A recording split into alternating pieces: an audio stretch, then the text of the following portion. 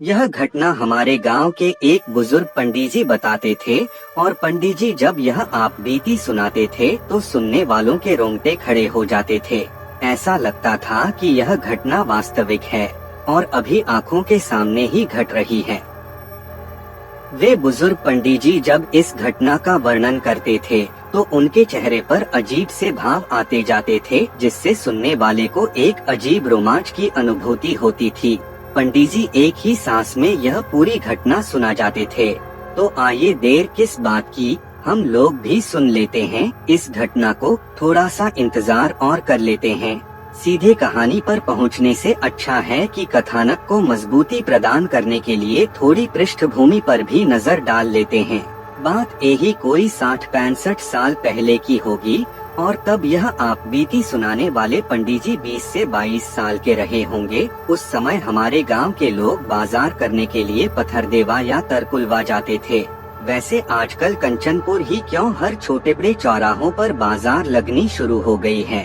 हमारे गांव के लोगों को पथरदेवा सीधा पड़ता लगता है, जबकि तरकुलवा थोड़ा सा उल्टा। आजकल तरकुलवा में शनि और मंगल को बहुत ही बड़ा बाजार लगता है।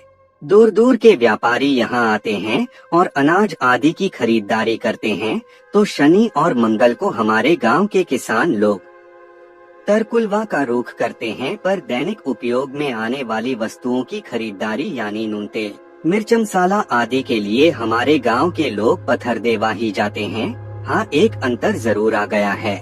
आज बाजार करने लोग खुरहरिया रास्ते, पगडंडियों आदि से पैदल नहीं जाते, बल्कि पक्की सड़क से होकर जाते हैं, और वह भी वाहन आदि पर सवार होकर। जबकि पिछले समय में लोग पैदल और वह भी खुरहुरिया रास्ते से तिरछे बाजार करने जाते थे ताकि जल्दी से पहुंच जाए। ये खुरहुरिया रास्ते लोगों के आने जाने से अपने आप बन जाते थे।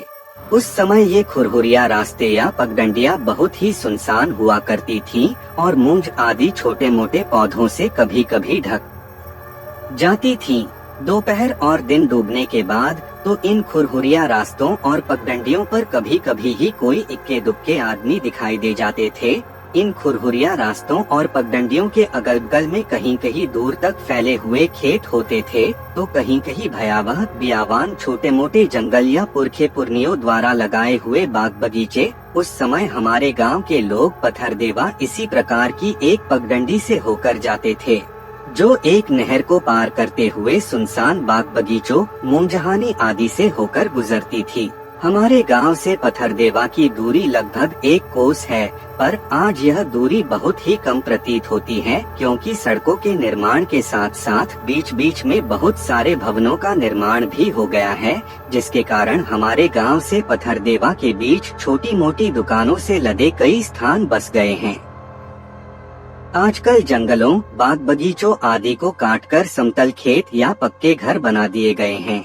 यानी सब मिला जुला कर कहूँ तो पथरदेवा हमारे गांव से ही समझिए दिख रहा है। तो आइए अब मझिया वाले बाबा की जयकार करते हुए हनुमान जी की दुहाई देते हुए सीधे कहानी की ओर रुख करते हैं। पंडित जी की उस रोमांचक भूथी कहानी को अब और भूथी न बनाते हुए सुना ही देता हूँ। एक बार की बात है कि हमारे गांव के वे पंडित जी पथरदेवा बाजार करने गए। दिन ढल चुका था और शाम हो गई थी। पथरदेवा में उनका ममहर भी था। बाजार में उनके मामा मिल गए और उन्हें घर चलने के लिए आग्रह करने लगे।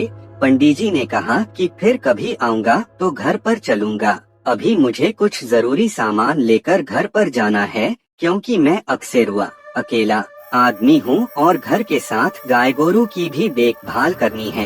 पर पंडित जी के मामा माने नहीं और उन्हें अपने घर पर लेकर चले गए। पंडित जी जल्दी जल्दी में मामी का दिया हुआ भुजाभरी खाए, रस पिए और फिर आने का वादा करके वहाँ से चलने को हुए। उनके मामा ने कहा कि रात हो चुकी है, कहो तो मैं चलकर छोड़ देता हूँ या रुक जाओ, कल चले जाना। पर पंडित जी को तो अपनी गाय दिखाई दे रही थी, जो दोनों जून लगती थी और एक वर्ड यानी एक आदमी के अलावा वह दूसरे को दूहने नहीं देती थी, हो गई थी। पंडित जी अपनी निडरता का परिचय देते हुए मामा से बोले कि मैं अकेले चला जाऊंगा, आप कष्ट न करें। इतना कहकर पंडित मामा के घर से निकलकर अपने गांव की ओर चल दिए। अब लगभग रात के 8 से 9 बज चुके थे। जिस पगडंडी से होकर हमारे गांव के लोग पथरदेवा आते जाते थे, वह पगडंडी एक बहुत ही घनी और भयावह बगीचे से होकर गुजरती थी। इस बगीचे में आम, महुआ, जामुन इत्यादि पेड़ों की बहुलता थी, पर बीच बीच में कहीं कहीं बरगद जैसे बड़े पेड़ भी शोभायमान थे। इस बगीचे को मझिया वाली बारी के नाम से जाना जाता था। यह बारी बगीचा सिधावे नामक गांव के पास थी। आज भी इसका नाम वही है, पर इसका अस्तित्व खत्म होने की कगार पर है। लगभग सारे पेड़ काटे जा चुके हैं। आज हम भले कहते फिरते हैं कि एक पेड़ 100 पुत्र समाना, पर मन का भाव रहता है 100 कांटों पर एक भी न लगाना। शायद हमें पता नहीं कि इन पेड़ पौधों की हत्या कर हम अपने वजूद को ही मिटाने पर लगे हुए हैं। जब हमारे गांव के पंडित जी इस बगीचे में पहुँचे तो उनकी हिम्मत जवाब देने लगी। उनकी सांसें तेज और शरीर पसीने से तरबतर। कारण यह था कि पगडंडी पर आगे भूत प्रेतों का जमावड़ा था और वे चिक्का, कबड्डी आदि खेल खेलने में लगे हुए थे। उन भूत प्रेतों के भयावह रूप, उनकी चीख पुकार, मारपीट किसी भी हिम्मती और हनुमान भक्त को भी मूर्छित करने के लिए पर्याप्त थी। पंडित जी की सुने तो लगभग 100 से ऊपर भूत भूतनी थे और ऐसा लग रहा था कि मेला लगा हुआ हो। भूत प्रेतों की डरावनी आवाज सुनकर ऐसा लगता था कि कलेजा मुंह को आ जाएगा। पूरा शरीर कांपने लगा था। मुंह से आवाज भी नहीं निकल पा रही थी कि हनुमान चालीसा ही पढ़ा जाए। पर ये भूत प्रेत पंडित जी से अनजान होकर खेल खेलने में ही लगे हुए थे। खैर पंडित जी भी बहुत ही हिम्मती थे और रात रात को खेतों आदि में रहकर पटौनी, सिंचाई आदि करने के साथ ही आवश्यकता पड़ने पर ये खेतों में बनसकटियां डालकर सो भी रहते थे। पंडित जी थोड़ी और हिम्मत किए और एक पेड़ की आड़ में खड़े होकर तेज सांसों से मन ही मन हनुमान जी को गोहराने लगे। उनकी सांस तो बहुत ही फूल रही थी, पर करें तो क्या करें। वे अपने सांसों पर काबू करने के साथ ही यह सोच रहे थे कि कब ये भूत रास्ते से हटें और मैं लंक लगाकर भागूं। तभी उन्हें कुछ याद आया और वे मन ही मन हंसे। उनके दिमाग में कौन था कि अरे, यह तो मझिया वाले बाबा का क्षेत्र है, फिर मैं क्यों डर रहा हूँ। अभी वे मन ही मन यही सोच रहे थे कि तभी अचानक उनके कानों में खड़ाओं की चटचट की आवाज सुनाई देने लगी। खड़ाओं की आती इस आवाज से उनका डर थोड़ा कम हुआ और कुछ हिम्मत बंधी। धीरे धीरे वह आवाज और तेज होने लगी और देखते ही देखते उनके पास एक स्वर्ण शरीर का लंबा चौड़ा व्यक्ति, जो केवल एक सफेद धोती पहने हुए था और उसके कंधे से सफेद गमछा झूल रहा था, प्रकट हुआ। उसके ललाट का तेज उस अंधियारी रात में भी स्पष्ट दिख रहा था। उस अलौकिक आत्मा के दर्शन मात्र से पंडित जी पूरी तरह से बेखौफ और आनंदित हो गए और बार बार उस स्वर्णिम विराट पुरुष के मुखमंडल की ओर नजर ले जा रहे थे। पर उस विराट पुरुष के मुखमंडल पर इतना तेज था कि पंडित जी की आंखें टिक नहीं पा रही थीं और चौंधिया रही थीं। पंडित जी के अनुसार उस महापुरुष के पूरे शरीर से ही आभा निकल रही थी। पंडित जी अभी कुछ कहते उससे पहले ही उस अलौकिक पुरुष ने पंडित जी से पूछा, आपको डर लग रहा है क्या? पंडित जी ने स्वाकारोक्ति में केवल अपनी मुंडी हिला दी। फिर उस अलौकिक पुरुष ने कहा, डरने की कोई बात नहीं, आप तो निडर जान पड़ते हैं। खैर आप आगे आगे चलिए और मैं आपके पीछे पीछे आपके गांव तक आता हूँ। उस अलौकिक पुरुष की इतनी बात सुनते ही पंडित जी तेज कदमों से पगडंडी पर चलने लगे और उनके पीछे पीछे वही खड़ाओं की चटचट की तेज आवाज। दूर दूर तक भूत प्रेतों का नामो निशान नहीं और अब पंडित जी भी निडर मन से अपने मार्ग पर अग्रसर थे। पंडित जी ने बताया कि खड़ाओं की तेज आवाज आते ही सभी भूत प्रेत रफू चक्कर हो गए थे। जब पंडित जी गांव के पास पहुंच गए और गांव के पास की नहर को पार कर लिए तो घूमकर उस अलौकिक आत्मा से तेज आवाज में बोले कि बाबा, अब मैं चला जाऊंगा, आप अपने निवास पर वापस लौट जाएं।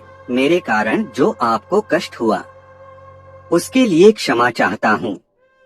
उस समय वह आत्मा उनसे कुछ 20 से 25 मीटर की दूरी पर नहर के इस पार ही थी। इसके बाद पंडित जी उस महामानव को प्रणाम किए और घर की ओर तेज कदमों से चल पड़े। उनको कुछ दूरी तक तो खड़ाओं की आवाज सुनाई दी। फिर कुछ देर बाद वह खड़ाओं की चटचट आवाज अंधियारी रात के नीरव में कहीं खो गई।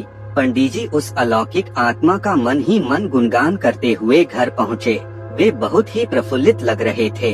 सुबह सुबह यह बात पूरे गांव में फैल गई। उनके घर और गांव गड़ा के लोगों को पूरा विश्वास था कि यह मझिया वाले बाबा ही थे, क्योंकि मझिया वाले बाबा का सम्मान सब लोग करते थे, यहाँ तक कि भूत प्रेत भी। तभी तो उस रास्ते से कोई भी आसानी से कभी भी आ जा सकता था और भूत प्रेत भी मझिया वाले बाबा के डर से किसी का नुकसान नहीं पहुँचाते थे।